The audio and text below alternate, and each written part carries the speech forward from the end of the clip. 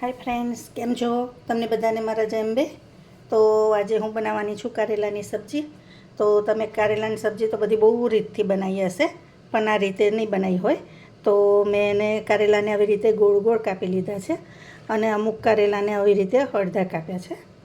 તો હવે આમાં અડધી ચમચી હળદર પહેલાં એડ કરીશું અને 1 ચમચી ફૂલ મીઠું એડ કરી દેવાનું આવી રીતે.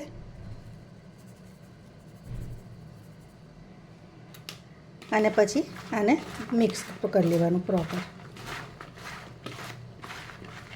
હવે આ હળદર મીઠામાં કારેલાને આપણે અડધો કલાક જેવું રવા દઈશું. આવી રીતે મિક્સ કરી અને રવા દઈશું. તો ફ્રેન્ડ્સ, હવે કારેલાને મેં નીચવી લીધા અને કોરા કરી લીધા છે. પછી આવી રીતે ડુંગળી સમારી છે 2 મોટી મોટી, અને આ લસણ છે. તો આવી રીતે હું આખું જ એને રવા દઈશ. હવે આપણે એનો વઘાર કરીએ.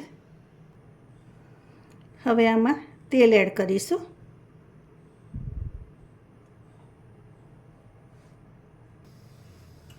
તો તેલ થઈ ગયું છે તો થોડુંક જીરું એડ કરીશ, હિંગ એડ કરીશ, પછી આ ડુંગળી છે તે એડ કરી દેવાની.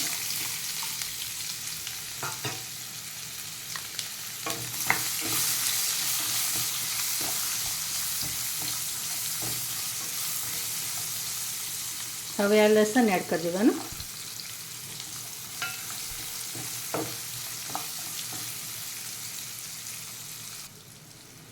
લસણ થોડુંક થઈ જાય એટલે હવે કારેલા આપણે એડ કરી દઈશું.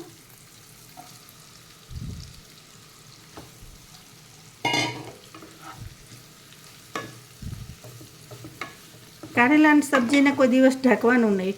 તમે ઢાંકશો તો કડવું વધારે થઈ જશે. એને ધીમા ધીમા તાપે ખુલ્લું જ થવા દેવાનું.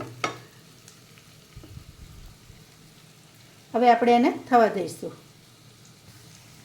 હવે ફ્રેન્ડ, આમાં ટેસ્ટ મુજબ આપણે મીઠું એડ કરી દઈશું અને ગોળ પણ અત્યારે એડ કરી દેવાનું. તો શાક કડક વધારે થાય છે.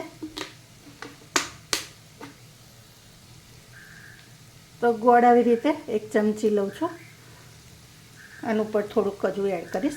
આમાં ગળપણ થોડુંક આગળ પડતું હોય તો સારું લાગે છે, એટલે આપણે ગળપણ એડ કરવાનું. અને હવે પ્રોપર મિક્સ કરી લઈશું.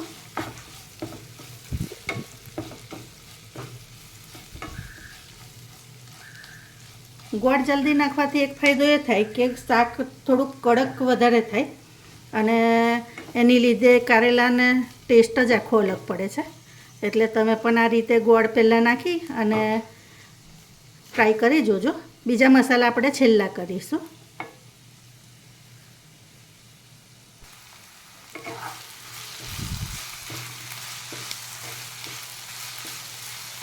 આને હજી 10 મિનિટ થવા દઈશું. પછી આપણે એમાં બીજા મસાલા એડ કરીશું. હવે ફ્રેન્ડ્સ, જો કારેલા શેકાઈ ગયા છે. હવે એની માટે હું એક ગ્રેવી તૈયાર કરું છું. તેના માટે મેં અહીં દહીં લીધું છે. હવે મેં આ મીડિયમ ખાટું દહીં લઈ લીધું છે.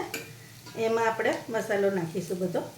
તો આ 1 ચમચી કલરવાળું મરચું છે, આ થોડીક હળદર છે, આ તીખું મરચું છે અને 1 ચમચી ધાણા જીરું છે. આ બધું મિક્સ કરી લેવાનું બરાબર.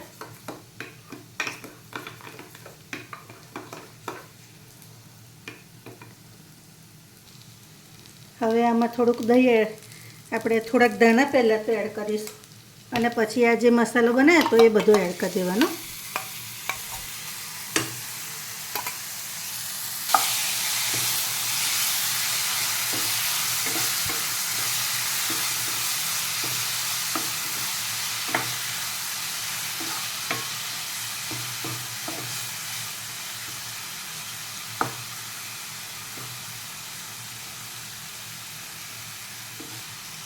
તો તૈયાર છે આપણા દહીંવાળા કારેલા.